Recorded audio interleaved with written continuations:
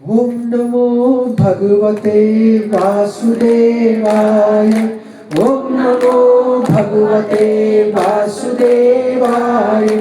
ओम नमो भगवते वासुदेवाय।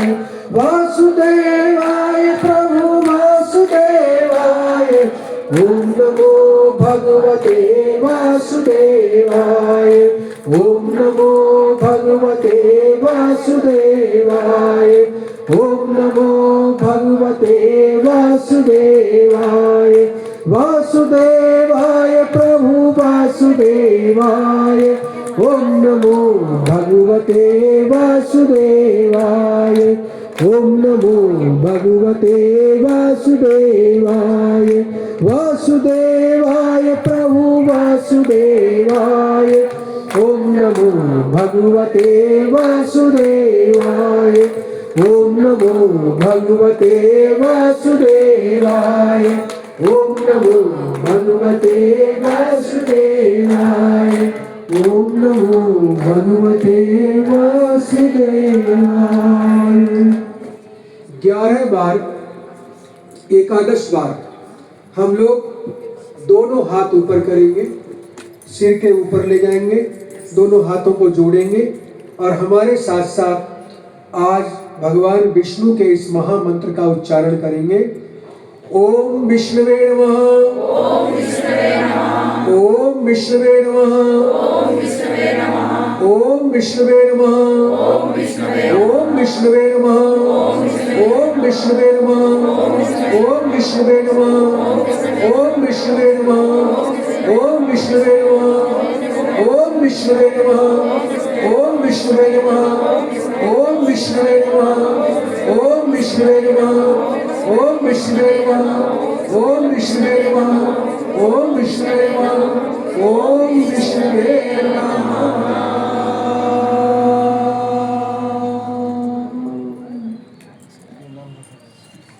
हरि ओम हरि ओम हरि ओम। नारायण नारायण नारायण। पद्मनी एकादशी भगवान ने विधि बताई। अधिक मास 3 वर्ष के बाद 32 महीने के बाद वैसे आता है। इस अधिक मास में विशेष बात ये कही जाती है, शुक्ल पक्ष की एकादशी। इसमें 10वीं से हम ध्यान शुरू करते हैं, एकादशी में व्रत रखते हैं और द्वादशी लग जाती है। आज प्रभात काल में एकादशी थी, उसके बाद द्वादशी प्रारंभ हो गई और हम कल से इसका विचार कर रहे हैं। तो हमको तीनों तिथियों का पूर्ण लाभ इसमें प्राप्त हो रहा है। इस सृष्टि में जो चीजें बनी हैं, कोई भी चीजें निराधार नहीं है, निरर्थक नहीं है, सब सार्थक हैं। क्योंकि ईश्वर ने जो कुछ बनाया है बहुत सोच समझकर बनाया है। परमात्मा ने कुछ भी व्यर्थ नहीं बनाया। लेकिन नास्तिक लोग कई बार मूर्खतापूर्ण बातें करते हैं और ऐसी ऐसी बातें कर देते हैं कि जो उनके स्वयं के लिए हानिकारक होती है। शास्त्रों में एक कथा आती है, बहुत महत्वपूर्ण है। कहा जाता है 2 मित्र कहीं जा रहे थे साथ साथ, और उसमें एक आस्तिक था, दूसरा नास्तिक था। नास्तिक ने आस्तिक से कहा कि तुम्हारा परमात्मा कोई काम बुद्धि से नहीं करता, हर काम उल्टे उल्टे करता है। अब बताओ, ये सामने जो आम का पेड़ है, इतना बड़ा वृक्ष है आम का, इस पर छोटे छोटे फल लगा दिए और एक छोटी सी पतली सी बेल है, उस पर इतना बड़ा तरबूज लगा दिया। बताओ, ये कोई सही बात? इतना बड़ा वृक्ष, उस पर छोटा सा फल, और इतनी पतली सी कमजोर सी दुर्बल सी जो बेल है, उस पर इतना बड़ा तरबूज। ये तो परमात्मा कोई काम सोच विचार कर ढंग से अच्छे से नहीं करता। आस्तिक ने कहा, भाई परमात्मा जो कुछ भी करता है वो बहुत सोच समझ कर करता है। ये बातें करते करते दोनों आगे बढ़े। बहुत तेज धूप हो रही थी। आगे बढ़े तो एक आम का वृक्ष था, उसकी छाया में कहा थोड़ी देर यहाँ चलते हैं, विश्राम कर लेते हैं।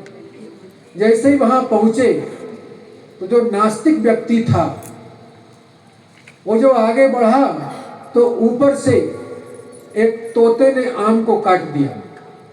जैसे ही आम को वहां से ऊपर से काटा, वो टहनी से अलग हुआ तो वो सीधे नीचे गिरा और जो नास्तिक था उसके सिर पर गिरा। अब वो चिल्लाया, बोले हाँ हाँ मर गया मर गया। बोले भाई क्या हुआ? बोले कुछ नहीं, परमात्मा जो करता है अच्छा ही करता है। अच्छा हुआ कि ये छोटा वाला फल ऊपर था, अगर ये बड़ा वाला होता तो पता नहीं मेरा क्या होता। बोले समझ में आ गया, परमात्मा जो करता है अच्छा ही करता है, परमात्मा कुछ भी गलत नहीं करता। तो परमात्मा की लीला को हम नहीं समझ पाते। परमात्मा तो अच्छा ही करता है, कभी गलत नहीं करता। अगर कभी जीवन में दुख भी आते हैं तो वो किस लिए आते हैं? अपने पराये को परखने के लिए। रहीमन विपदाऊ भली जो थोड़े दिन होए, हित अनित और जगत में जान परत सब कोय। थोड़ी विपत्ति भी आनी चाहिए, पता चले कौन अपना है कौन पराया है, इसके लिए। और परमात्मा ने वैसे कोई चीज हमारे लिए कमी नहीं छोड़ी है। अच्छा, कौन माता पिता ऐसा होगा कि जो अपने बच्चे के लिए कोई कमी छोड़ेगा? जब जगत के माता पिता ही कोई कमी नहीं छोड़ते अपने बच्चों के लिए, अधिक से अधिक करने का प्रयास करते हैं, तो वो परम पिता परमात्मा जो पिताओं का भी पिता है, वो कौन सी कमी छोड़ेगा? उसने सब कुछ दिया है। विस्मयो न कर्तव्य बहुरत्ना वसुंधरा। आश्चर्य मत करो, ये पृथ्वी रत्नों से भरी हुई है, लेकिन वो रत्न मिलते किसे हैं? वीर भोग्या वसुंधरा। ये पृथ्वी वीरों के द्वारा भोग की जाती है, इसलिए वीरत्व तो अंदर होना चाहिए। अगर वीरत्व तो अंदर है तो आप पृथ्वी के सारे सुखों का भोग कर सकते हो, सब कुछ पा सकते हो। कुछ भी असंभव नहीं है, जो चाहो प्राप्त कर सकते हो। महिष्मती नाम की नगरी में राजा कृतवीर्य राज्य करते थे। उनकी 1000 रानियां थी, लेकिन दैव योग से 1000 रानियों के भी संतान नहीं थी, उनसे कोई संतान नहीं। राजा ने सोचा कि बिना संतान के अगर मैं इस धरती से चला गया तो मेरी वंश परंपरा कैसे चलेगी? सब समाप्त हो जाएगा। और वैसे भी कहा जाता है कि पुम नाम नरकस्य त्रायते इति पुत्रा। जो माता पिता को पुम नाम के नरक से पार लगाता है वही पुत्र होता है। तो बिना पुत्र के इस धरती से जाना तो नरक में जाना हो जाएगा। इसलिए पुत्र या पुत्री कुछ तो होना चाहिए, संतान होनी चाहिए। यह सोच करके राजा और रानी दोनों ने पहले तो बहुत सारे यज्ञ किए, अनुष्ठान किए, तप किए, व्रत किए, सब कुछ किया, लेकिन संतान की प्राप्ति नहीं हुई। पूरा प्रयास करने के बाद भी नहीं हुई। उसके बाद उन्होंने सोचा कि शास्त्रों में यह कहा जाता है कि तपस्या से कुछ भी प्राप्त किया जा सकता है, तपस्या से कुछ भी प्राप्त करना असंभव नहीं है, सब कुछ प्राप्त कर सकते हैं। तो चलो चलते हैं, कठोर तपस्या करते हैं। अब दोनों चल पड़े। वस्त्र आभूषण, जो राजसी वस्त्र थे, आभूषण थे, सब त्याग दिए और साधारण वस्त्रों को धारण करके राजा और रानी दोनों तपस्या करने के लिए चल पड़े। राजा कृतवीर्य और उनकी पत्नी पद्मिनी दोनों तपस्या करने चल पड़े। गंधमादन पर्वत पर जाकर के उन्होंने 1000 वर्ष तक तपस्या की। अब बहुत से नास्तिक लोग ये प्रश्न कर देते हैं कि 1000 का तो जीवन ही नहीं होता, तो तपस्या कहां से 1000 वर्ष कर ली, कैसे लिख दिया आपके पुराणों में। लेकिन उन मूर्खों को कौन समझाए कि जब कोई तपस्या में लीन होता है तो वो देहाभिमान से रहित हो जाता है, अर्थात अपने शरीर को भूल जाता है। मृत्यु किसकी होती है? इस शरीर की होती है। अगर शरीर को ही आप भूल गए तो मृत्यु क्या होगी? कुछ नहीं होगा, ये शरीर ऐसा का ऐसा ही रहेगा। आयु स्थिर हो जाएगी, जहां है वहीं रहेगी। इसीलिए जो ऋषि मुनि होते हैं, सिद्धात्मा पुण्यात्मा, वो क्या करते हैं, आज भी न जाने कितने हजार वर्षों से पर्वतों की गुफाओं में, कंदराओं में ऋषि मुनि तपस्या कर रहे हैं, कितने हजार वर्षों से। उन्हें स्वयं नहीं पता कि हम कब उत्पन्न हुए थे। उसके पीछे कारण क्या है? कारण ये है, हम लोग सोचते हैं कि हमारा जीवन वर्षों के अनुसार है। हमारी आयु कितनी है? 100 वर्ष। लेकिन परमात्मा के यहाँ आयु वर्षों के अनुसार नहीं होती है, वहां आयु श्वासों के अनुसार होती है। इसीलिए जब कोई व्यक्ति मरणासन्न स्थिति में होता है तो कोई पूछता है कि भाई क्या स्थिति है उनकी, बताइए। तो क्या कहा जाता है? भाई स्थिति तो क्या है, बस सांसें पूरी कर रहे हैं। इसका अर्थ क्या हुआ? ये कहावत ये बताती है कि सांसें पूरी करने का अर्थ ये हुआ कि जितनी सांसें मिली हैं उतनी सांसें पूरी करके यहाँ से जाना है। ये शरीर क्या है? ये शरीर एक खिलौना है। आजकल तो खिलौना आ गए रिमोट वाले। पहले जो खिलौने होते थे ना, टॉय, उसमें चाबी भरते थे, ऐसे घुमा दिया उसको, चाबी भर दी तो वो थोड़ी देर चलता था, फिर चाबी समाप्त हो जाती थी तो फिर भरनी पड़ती थी। तो पुराने लोगों ने एक कहावत बनाई कि जितनी चाबी भरी राम ने उतना चले खिलौना रे। ये जो खिलौना है ना शरीर वाला, ये जितनी राम ने चाबी भरी है ना, ये उतना ही चलेगा। एक सांस भी अतिरिक्त नहीं है, एक सांस भी अतिरिक्त ले नहीं सकते। जितनी उसने दी है गिन करके उतनी लेनी है, और जितनी है उससे पहले जा भी नहीं सकती। हमारे ये भारत की खोज है, ये हमारे देश की, भारत की समझिए, और भारत क्या समझिए, ये पूरा का पूरा जो उत्तरी क्षेत्र है इसकी खोज है। ऋषियों ने खोजा इसके लिए, और वो कहाँ खोजा? इन्हीं पर्वत श्रृंखलाओं में। भारत तो समतल क्षेत्र है, ये नेपाल की जो भूमि है ये देव भूमि है, पवित्र भूमि है, ये तपस्या की भूमि है। इसकी मिट्टी का एक एक कण अपने आप में चंदन है, अमृत है।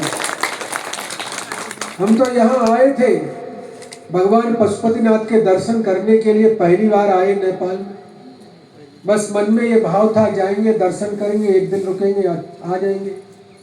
लेकिन यहाँ का वातावरण, ये सब देख करके, यहाँ का धार्मिक वातावरण और हिंदुत्व की इतनी गहरी भावना, प्रेम, भक्तों का अपनत्व, सब देख करके मन लगा, और मन में हुआ कुछ दिन और रुकते। और रुके तो अपने लोगों की इच्छा हुई, चलो कुछ कार्यक्रम रख लेते। और वो कार्यक्रम रखा तो इतना अच्छा हो गया कि आप सारे के सारे परमात्मा के प्यारे खिले खिले पुष्प बैठे, कितना अच्छा लग रहा है। ये अपने आप में बड़ी बड़ी महत्वपूर्ण बात है। और उसमें आप ये समझिए, श्री हिंदू प्रतिष्ठान नेपाल, इसका पूरा का पूरा योगदान है। इसी के कार्यकर्ता, इसी के अधिकारीगण इसमें आगे आए, उन्होंने प्रयास किया, और उसके बाद संयोग से परमपिता परमात्मा ने एक ऐसी देवदूत के रूप में भेज दिया बहन शारदा जी। अब वो आ गई, बोले हमारे यहाँ राम मंदिर में कर लो, सबसे अच्छा रहेगा।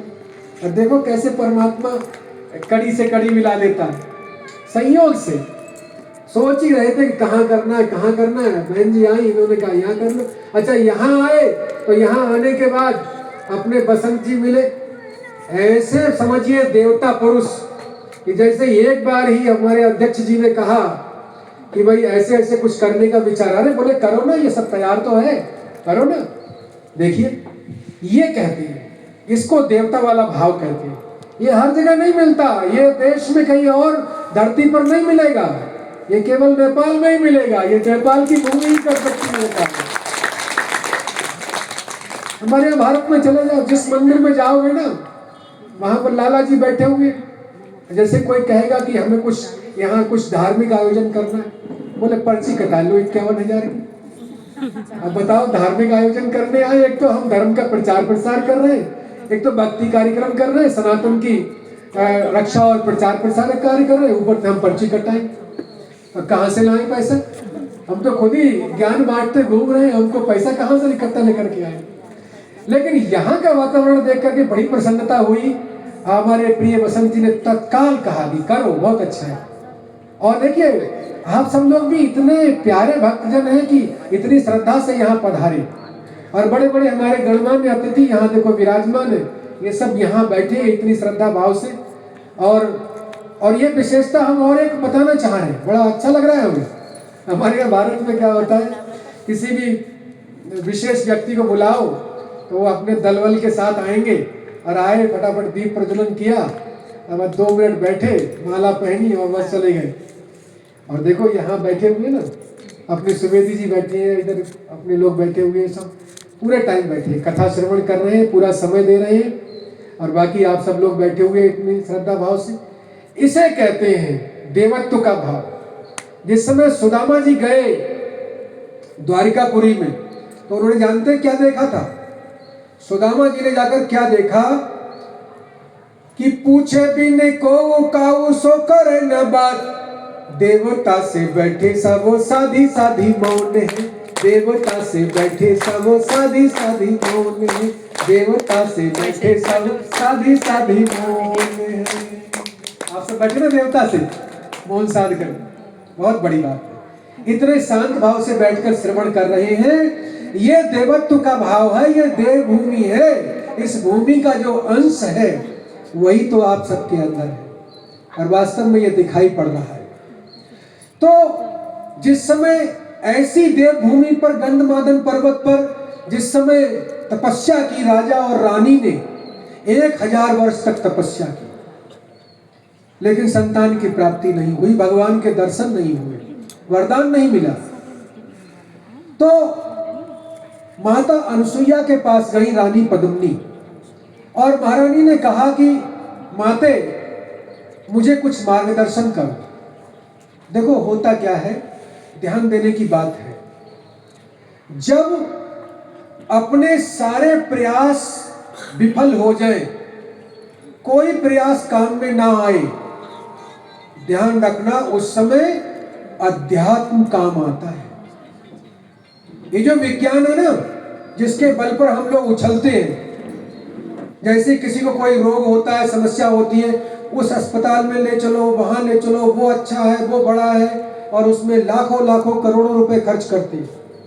लेकिन ध्यान रखने की बात यह है, वो अस्पताल चाहे कितना ही बड़ा क्यों ना हो, लेकिन परमात्मा के विधान के आगे वो कुछ भी नहीं, कुछ नहीं चलती। वहां के डॉक्टर भी मना कर देते हैं, ले जाओ, कुछ नहीं हो सकता। और उस समय हमारे भगवान पशुपति नाथ के जिस समय महामृत्युंजय मंत्र का जप करने के लिए बैठते हैं, तो 1.25 लाख जप जैसे ही करते हैं तो परमात्मा का विधान बदल जाता है। जिसको डॉक्टर ने भी मना किया था, वो उठकर बैठा हो जाता है, स्वस्थ हो जाता है, चलने फिरने लग जाता है। ये चमत्कार है भगवान की शक्ति में, ये मिलता है।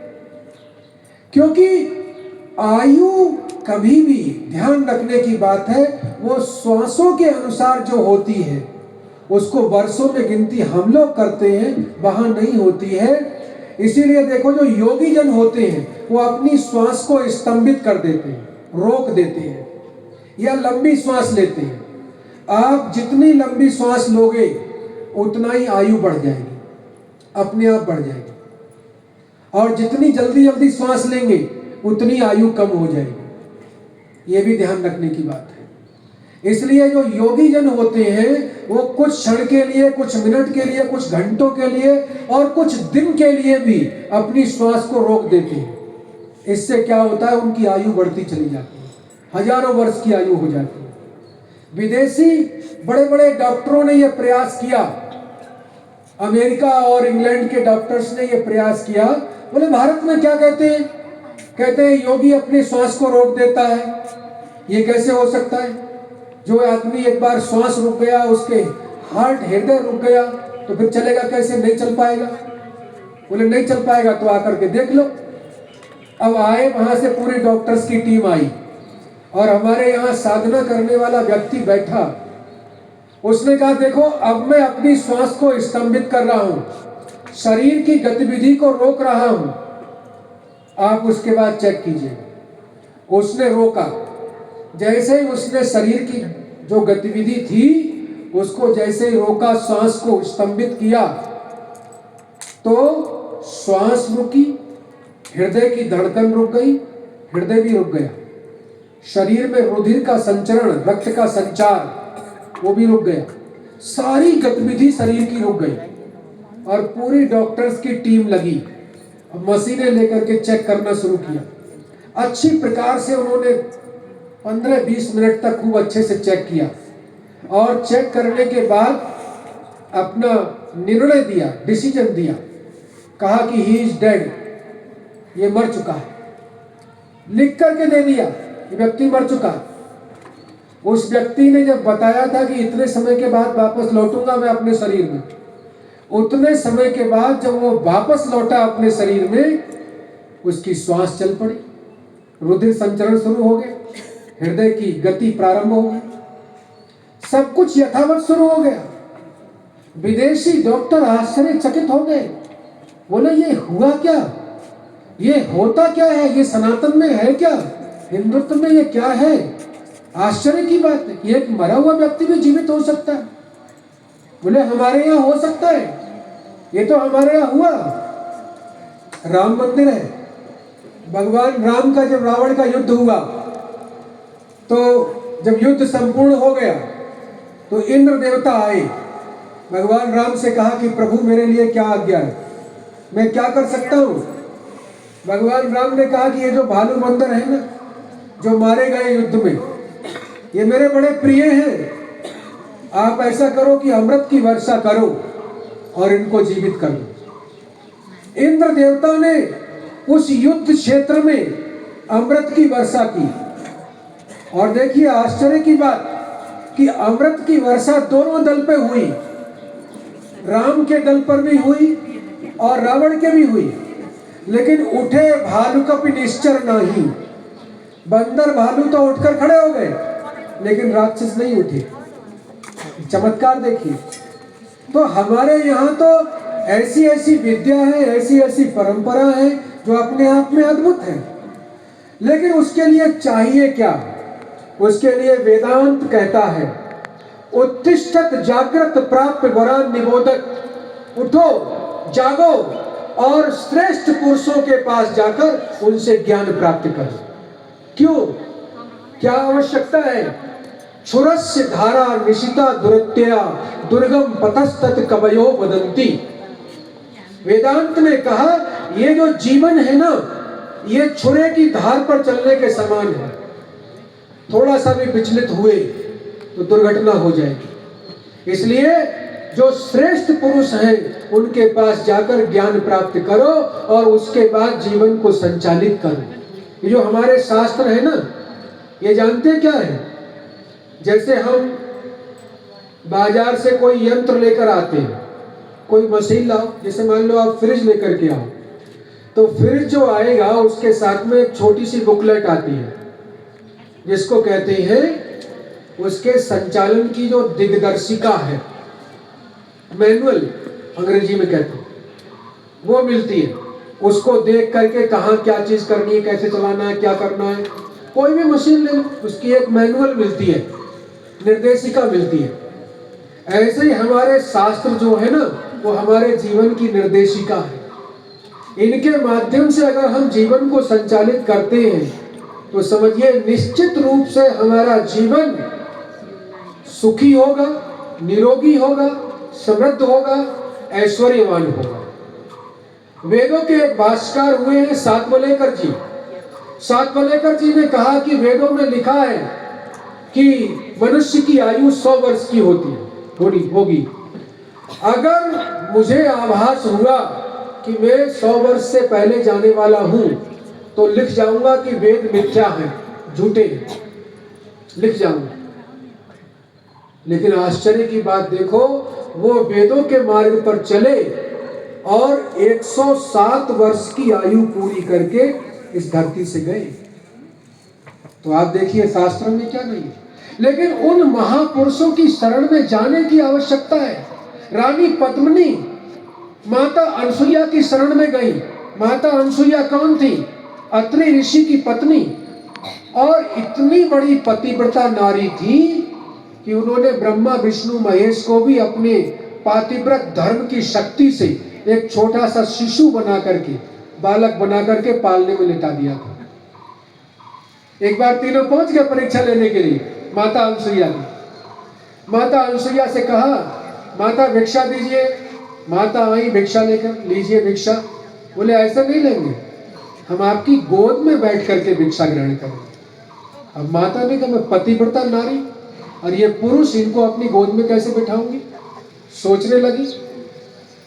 तो तीनों कहते हैं, ब्रह्मा विष्णु महेश कहते हैं, ठीक है माते, आपको नहीं देनी है भिक्षा, मत दीजिए, हम जा रहे हैं, अब पाप आपको लगेगा। माता ने कहा, नहीं नहीं, रुको रुको, मैं भिक्षा देती हूँ आपको, आप रुकिए। अब तीनों रुक गए। माता ने कहा, ठीक है। हाथ में जल लिया, गंगा जल लिया हाथ में, अपने पातिव्रत धर्म का स्मरण किया, मंत्र उच्चारण किया, और करके जैसे ही तीनों पर छिड़का, छोटे छोटे शिशु बन गए, छोटे छोटे बालक बन गए। और बालक बन गए तो उसके बाद माता अनसुईया ने उनको उठाया और तीनों को पालने में लिटा दिया, झुला रही है पालने में। अब यहाँ पर ब्रह्माणी, लक्ष्मी जी और पार्वती जी अपने अपने पति को खोज रही है, कहीं मिल ही नहीं रहे। अब जो ढूंढती हुई बेचैन घूम रही है, उसी समय बीच में नारद जी मिल गए। नारद जी बोले, माताओं क्या ढूंढ रही हो? बोले अपने पति को ढूंढ रही, कहीं मिल ही नहीं रहे, तीनों लोक में खोज लिया। बोले मिलेंगे कैसे? वो तो माता अनसुईया के यहाँ पालने में झूल रहे हैं। बोले हमारे पति पालने में झूल रहे हैं, ऐसा कैसे हो सकता है? बोले जाकर देखिए ना। अब तीनों पहुंची, वहां जाकर देखती है तो वास्तव में तीनों पालने में झूल रहे, छोटे छोटे शिशु बने हुए। जाकर माता अनसुईया से कहा, माते हमें हमारे पति दे दो। माता ने कहा, ले जाओ। बोले अरे इनको कैसे ले जाइए, तो बच्चे हैं, छोटे शिशु। बोले तो फिर? बोले नहीं, हमें तो हमारे पति चाहिए, जैसे थे पहले वैसे ही चाहिए। बोले कि वैसे चाहिए, तो ठीक है, थोड़ी प्रतीक्षा करो। बिठाया उनको, उसके बाद जल लिया हाथ में, मंत्र पाठ किया, और पुनः जैसे ही जल प्रक्षेपण किया मंत्र पाठ करके, वो पुनः अपने रूप में आ गए, उसी रूप में आ गए। और उसके बाद तीनों ने वरदान दिया माता अनसुईया को कि हम तीनों के वरदान से आपको एक पुत्र की प्राप्ति होगी। वो पुत्र हुआ, उसका नाम था दत्तात्रेय। त्रेय मंत्र तीन के द्वारा, दत्त माने दिए गए, तीनों के द्वारा दिए गए वरदान से जो पुत्र हुआ उसका नाम हुआ दत्तात्रेय। बहुत बड़े विद्वान हुए थे। ऐसी माता अनसुईया के निकट पहुंची, उनके चरणों में प्रणाम किया और कहा, माते हमारा मार्गदर्शन कीजिए, हमने जप तप पूजा पाठ भक्ति यज्ञ सब कुछ कर लिया, लेकिन हमको पुत्र की प्राप्ति नहीं हुई। अब बताइए माते हमें क्या करना चाहिए? तो माता अनसुईया ने कहा, एक उपाय है, सबसे प्रभावकारी उपाय। वो उपाय क्या है? बोले वो उपाय ऐसा है कि आप चाहो कि हम आज कर ले कल कर ले, ऐसा नहीं हो सकता है। उसके लिए समय मुहूर्त निश्चित है, उसी में होगा। अर्थात पुरुषोत्तम मास के ज्येष्ठ मास की शुक्ल पक्ष की एकादशी तिथि को आप यदि ये पद्मिनी एकादशी व्रत करें तो आपको भगवान साक्षात दर्शन देंगे, वरदान मिलेगा और आपकी कामना पूर्ण होगी। जब माता अनसुईया ने ये बताया तो महारानी पद्मिनी ने कहा कि हम अवश्य करेंगे। दोनों ने मिलकर के, पति पत्नी ने बड़ी श्रद्धा भाव से पहले प्रतीक्षा की, क्योंकि समय बड़ा महत्वपूर्ण होता है। एक किसी विद्वान ने बड़ी अच्छी बात कही, किसी को कुछ नहीं आता, किसी को कुछ नहीं आता, सभी का वक्त आता है। जिसका वक्त आता है उसे सब कुछ आता है। बड़ी महत्वपूर्ण बात है। किसी को कुछ नहीं आता, सभी का वक्त आता है, जिसका वक्त आता है उसे सब कुछ आता है। ये सच्चाई है। समय अगर चाहे तो वो आपको कहीं से कहीं लेकर जा सकता है। समय ही उठाता है, समय ही गिराता है। बहुत महत्वपूर्ण है। तो माता अनसुईया ने कहा कि उसका जो समय आएगा, पुरुषोत्तम मास में ज्येष्ठ मास की शुक्ल पक्ष की एकादशी, उसमें आप व्रत करना। दोनों ने व्रत किया और भगवान नारायण स्वयं सामने प्रकट हुए व्रत के प्रभाव से और कहा कि वरदान मांगो। तो महारानी ने कहा, प्रभु वरदान देना चाहते हैं तो ऐसा वरदान दीजिए कि महाराज को अपनी वंश परंपरा को आगे बढ़ाने के लिए पुत्र की प्राप्ति हो जाए। क्योंकि पुत्र, अगर पवित्र वंश में पुत्र उत्पन्न होता है तो वो इस्लोक और परलोक दोनों में तारता है। महाराज रघु भी जब गुरु वशिष्ठ के पास गए आश्रम में तो यही प्रार्थना की, गुरुदेव मुझे कोई संतान नहीं है, मुझे संतान के लिए वरदान दीजिए, कुछ मार्ग बताइए। क्योंकि संतति ही शुद्ध वंश्या परित्रेह च सर्वणि, शुद्ध वंश में उत्पन्न हुई संतान इस्लोक और परलोक दोनों में कल्याण करती है। और वास्तव में ये सबसे महत्वपूर्ण बात है।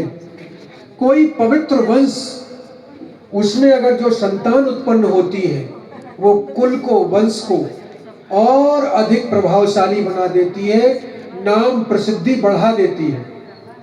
और किसी ऐसे कुल में उत्पन्न हुई संतान जिस कुल में न भक्ति है, न सेवा है, न दान है, न तप है, कुछ नहीं है, तो वहां संतान कैसी होती है? ऐसा जीवात्मा माता के गर्भ में आता है जो कुल को विनाश करने वाला होता है, निश्चित रूप से करता है। लेकिन ये सब चीजें कैसे होती हैं, इसी चीज को समझने का नाम तो शास्त्र है, उसको समझना है। महारानी पद्मिनी और महाराज कार्तवीर्य के एक संतान उत्पन्न हुई और उस संतान का नाम रखा उन्होंने कार्तवीर्य। कृतवीर के पुत्र का नाम हुआ कार्तवीर्य। और वो कार्तवीर्य, उसको सहस्त्रबाहु भी कहते हैं, इतना शक्तिशाली था कि जब रावण से युद्ध हुआ तो रावण को उसने बांध लिया, हरा दिया, अपने घर बांध लिया घुड़साल। इतना शक्तिशाली सहस्त्रबाहु, और वो किसी से नहीं मारा गया। सभी उससे युद्ध किए लेकिन वो किसी से हारा नहीं। अंत में भगवान को स्वयं परशुराम अवतार लेना पड़ा। क्योंकि क्या होता है, कोई कितना भी अच्छा क्यों ना हो, लेकिन जब उसके पास धन शक्ति, जन शक्ति, शारीरिक शक्ति, जब सारी शक्तियां उसके पास होती हैं तो उसे अहंकार हो जाता है। किसी को धन का अहंकार है, किसी को शक्ति का अहंकार है, किसी को ज्ञान का अहंकार है, किसी को अपने इष्ट मित्र संबंधियों का अहंकार है। ये अहंकार ही पतन की ओर ले जाता है। पढ़े लिखे तो सब होते हैं, लेकिन ध्यान रखना अंतर होता है। एक होता है उच्च शिक्षित और एक होता है सुशिक्षित। भगवान राम थे सुशिक्षित और रावण था उच्च शिक्षित। ज्ञानी कम नहीं था, लेकिन रावण उच्च शिक्षित था, सुशिक्षित नहीं था। क्योंकि सुशिक्षित में संस्कार जुड़ जाते हैं। भगवान राम सुशिक्षित थे, इसीलिए भगवान राम को अपने अहंकार का ज्ञान था, लेकिन रावण को अपने ज्ञान का अहंकार था। दोनों में अंतर यह था। अहंकार का ज्ञान होना यह सुशिक्षित का लक्षण है और अपने ज्ञान का अहंकार होना यह उच्च शिक्षित का लक्षण है। उच्च शिक्षित सदैव समाज को पतन की ओर ले जाता है, अपनी भी हानि करता है, परिवार संबंधियों की भी हानि करता है। इसलिए ध्यान रखने की बात है, हमें संस्कारों को ग्रहण करना चाहिए, सुशिक्षित बनना चाहिए और हमें यह प्रयत्न करना चाहिए कि जीवन में जब भी कोई कष्ट आए, पीड़ा आए, समस्या आए, दुख आए, कहीं कोई कार्य नहीं बनता हो, बिगड़ रहा हो, कई बार ऐसा होता है। आपने नाम सुना होगा पितृदोष, काल सर्प दोष। इनमें क्या होता है, काम बनते बनते बिगड़ जाते हैं और बड़ी बड़ी हानि हो जाती है, लोग समझ ही नहीं पाते क्या होना। इसलिए अगर इन सब चीजों को समझना है, इसके समाधान को समझना है, तो आवश्यकता है कि हम भगवान नाम स्मरण करें, भक्ति करें, विद्वानों की शरण में जाएं और उनसे पूछें और ज्ञान प्राप्त करके अपने जीवन को संचालित करने का प्रयत्न करें। वो परमात्मा जिसने हमें सब कुछ दिया है, बड़ी कृतज्ञता के साथ उसका धन्यवाद करें और हृदय से यही बोले कि मुझे तूने दाता बहुत कुछ दिया है, तेरा शुक्रिया है, तेरा शुक्रिया है। मुझे तूने दाता बहुत कुछ दिया है, तेरा शुक्रिया है, तेरा शुक्रिया है। ये दो पंक्ति अपने परमात्मा के चरणों में अगर प्रस्तुत कर दी धन्यवाद की, तो समझिए वो गदगद हो जाएगा, वो प्रसन्न हो जाएगा और आभार व्यक्त करे, हृदय से अंतस की गहराइयों से बोले, तेरी मेहरबानी का है बोझ इतना जिसे मैं उठाने के काबिल नहीं हूँ।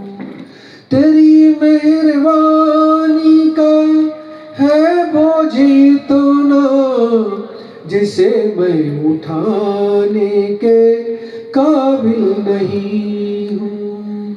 मैं आ तो गया हूँ मगर जानता हूँ तेरे दर पे आने के काबिल नहीं हूँ, तेरे दर पे आने के काबिल नहीं हूँ। धन्यवाद करते हैं। जो पहले दिया वो कुछ कम नहीं है, जो पहले दिया वो कुछ कम नहीं है, उसी को चुकाने के काबिल नहीं हूँ।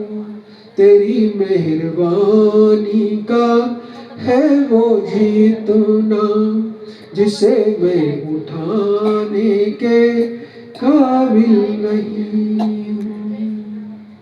ऐसी कृतज्ञता भरी भावना से अपने प्रभु को, अपने परमात्मा को स्मरण करें, श्रद्धा भक्ति के साथ भावना से मनाएं, तो निश्चित रूप से वो परमात्मा पिघल जाता है।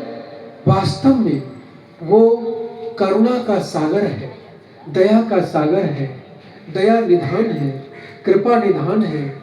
और जब वो कृपा करता है तो जानते हैं कैसे करता है। अगर वो हम जैसे अबोध बालक पर जो सरल है, सहज है, अगर उस पर वो रीझ जाए, प्रसन्न हो जाए, तो जानते जब देने पर आता है तो कैसे देता है। दो हाथ से नहीं देता, वो हजारों हाथ से देता है। इतना देता है कि ये दो हाथ वाला संभाल भी नहीं पाता, इतना देता है। लेकिन उस परमात्मा की देन को जब ये दो हाथ वाला अपनी कमाई समझता है कि मैंने कमा लिया, तो उस समय जब वो परमात्मा वापस लेने पर आता है तो दो हाथ से नहीं लेता, फिर वापस भी हजारों हाथ से लेता है, हजारों हाथ से छीनता है। ये दो हाथ वाला कुछ भी नहीं रोक पाता है, कुछ भी नहीं रोक पाता है, शून्य हो जाता है, कुछ नहीं बचता। एक व्यक्ति जुए में हार गया, और हार गया तो इतना हार गया कि अपने वस्त्र भी हार गया, केवल बनियान और अंडरवियर में उसको वहां से जाना पड़ा। सोचा अब कहाँ जाऊं, तो सोचा कि हरिद्वार एक ऐसा स्थान है कि वहां गंगा के किनारे बैठ करके अपने भगवान की साधना करेंगे। अब कुछ तो रहा नहीं। वहां पहुंचे तो गंगा की रेत में एक बाबा जी बैठे थे, नांगा बाबा। वो केवल एक लंगोटी पहने हुए थे। जब उनको देखा तो लगा कि हो सकता है इसने भी जुआ खेला होगा हमारी तरह, ये भी हार गया, एक लंगोटी में बैठा है, अब चलो इससे क्या बात करनी है। और आगे पहुंचे तो वहां एक दिगंबर बाबा बैठे थे, वो लंगोटी भी नहीं पहने थे, ऐसे ही बैठे तपस्या कर रहे थे, चिमटा गाड़ रखा था रेत में। बाबा जी बैठे, बड़ी बड़ी जटाएं, दाढ़ी, तपस्या में लीन है। ये व्यक्ति पहुंचा, बड़े आश्चर्य से देखा, देख करके बोला, बाबा जी प्रणाम। बाबा जी साधना में थे, बाबा जी ने सुना ही नहीं, फिर से जाकर कहा, बाबा जी प्रणाम। अब बाबा जी की आंखें खुली, बोले हाँ बच्चा बोलो। बोले बाबा जी आपने कौन सा जुआ खेला था, आपका एक भी बस नहीं है। बाबा ने उठाया चिमटा, बोले भाग यहां से, मैंने जुआ खेला? भगवान की भक्ति करते हैं हम निष्काम भक्ति करते हैं, हम कोई जुआ नहीं खेलते। अब वो व्यक्ति भागा वहां से।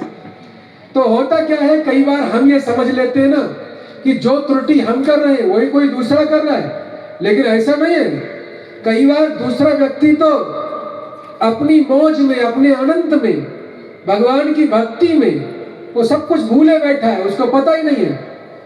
और हम लोग तो जानबूझकर अपनी चतुराई में हम सोचा कि हम कमा लेंगे, हम कमा लेंगे, जुआ खेलते हैं, बैठे बैठे जरा सी देर में हजारों करोड़ों लाखों आ जाएंगे। लेकिन ऐसा नहीं होता है, देने वाला वो ऊपर बैठा है, एक एक पाई पाई गिन करके देता है।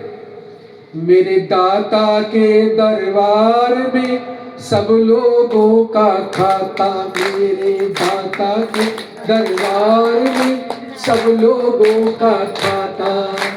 जो कोई जैसी करनी करता वैसा ही फल पाता, मेरे दाता के दरबार में सब लोगों का खाता, मेरे दाता के दरबार में सब लोगों का खाता। एक एक पाई पाई गिनकर देता है। उसका हिसाब किताब बड़ा विचित्र है। इसलिए कभी भी ये नहीं सोचना, जिस समय पांडव जुए में हार गए तो द्रौपदी भगवान कृष्ण से क्रोध करते हुए कहती हैं, क्योंकि मित्र थे, अधिकार था, बड़े गुस्से में क्रोध में बोलती हैं, आप भगवान हो ना, आप भगवान हो, 16 कला अवतारी हो, सारी शक्तियां आपके पास हैं, आपके होते हुए मेरे पति जुए में हार गए, आप क्या कर रहे थे वहां? भगवान कृष्ण मुस्कुराए, कहा कृष्ण तो इतना क्रोध क्यों कर रही है, मेरी इतनी कोई त्रुटि नहीं है, मैंने ऐसा कोई अपराध नहीं किया जिसके लिए तू इतना क्रोध कर रही है। द्रौपदी ने कहा क्यों ना क्रोध करूं, आप समर्थ हो, उसके बाद भी मेरे पति जुए में हार गए। भगवान कृष्ण बड़े धैर्य के साथ मुस्कुराते हुए कहते हैं, अच्छा एक बात बता, जिस समय जुआ खेलने के लिए बैठे थे और दुर्योधन ने यह कहा कि हमारी ओर से, कौरवों की ओर से हमारे मामा शकुनी पासे फेंकेंगे, उस समय तेरे 5 पतियों में से कोई तो एक ये बोल सकता था कि अगर तुम्हारी तरफ से मामा शकुनी पासे फेंकेंगे तो हमारी ओर से हमारा कन्हैया पासे फेंकेगा। बोले मैं पासे फेंकता, फिर मैं देखता कि कौन हारता है और कौन जीतता है। जब तक हम स्वयं अपने अहंकार पर विश्वास करते हैं, हम कमा लेंगे, हम ये कर लेंगे, हम पालेंगे, परमात्मा अपने हाथ पीछे खींच लेता है, कर ले बेटा, कर कितना करेगा, दौड़, दिन रात दौड़, क्या मिलने वाला है वही मिलेगा, जितना तू करेगा कर ले, कितना करेगा। लेकिन जब परमात्मा पे सब कुछ छोड़ देते हैं, तेरा तुझको अर्पण क्या लागे मेरा, जो इस भाव से अर्पित कर देते हैं, उस समय वो परमात्मा संभाल लेता है, फिर वो देता है। और जब वो देता है तो उसके देने की कोई सीमा नहीं होती, इतना देता है, असीम रूप में देता है, और कई बार तो बिना कुछ किए ही दे देता है। ऐसी एक कहावत बन गई ना, पड़ोसी के घर बना रहा था नया मकान, जब उसकी बुनियाद खोदी, नींव खोदी, तो उसमें एक कलश निकल आया। और कलश जो था पूरा सोने के सिक्कों से भरा हुआ था, सोने के सिक्के। जैसे कलश को खोला तो नाग देवता फन फैलाए दिखाई पड़े, उसने तुरंत बंद कर दिया। बोले अरे इसमें तो सर्प है, काट लेंगे नाग देवता।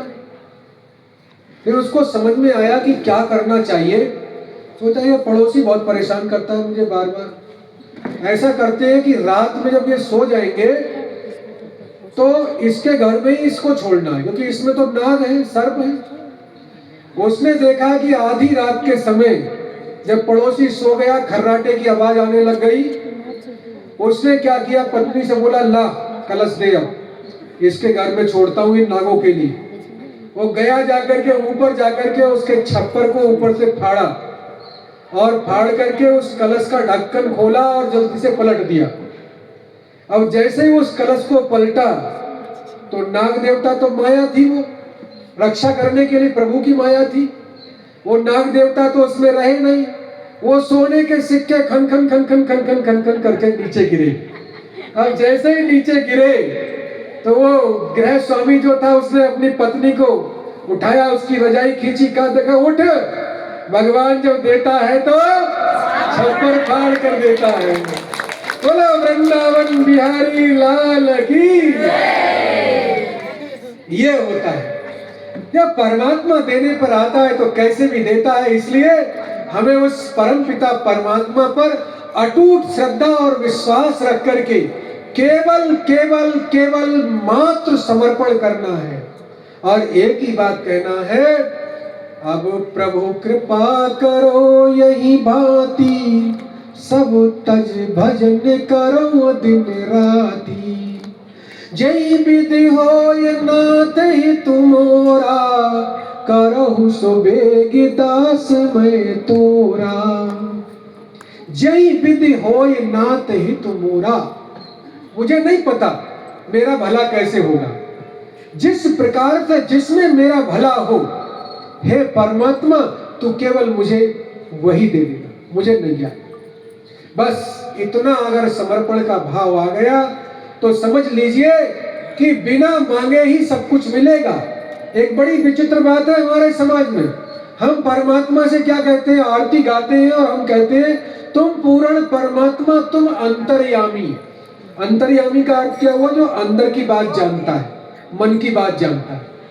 एक तरफ तो हम परमात्मा को अंतर्यामी कहते हैं और दूसरी तरफ परमात्मा को क्या करते हैं कि एक आरती सुनाते हैं और पूरी लिस्ट पकड़ा देते हैं।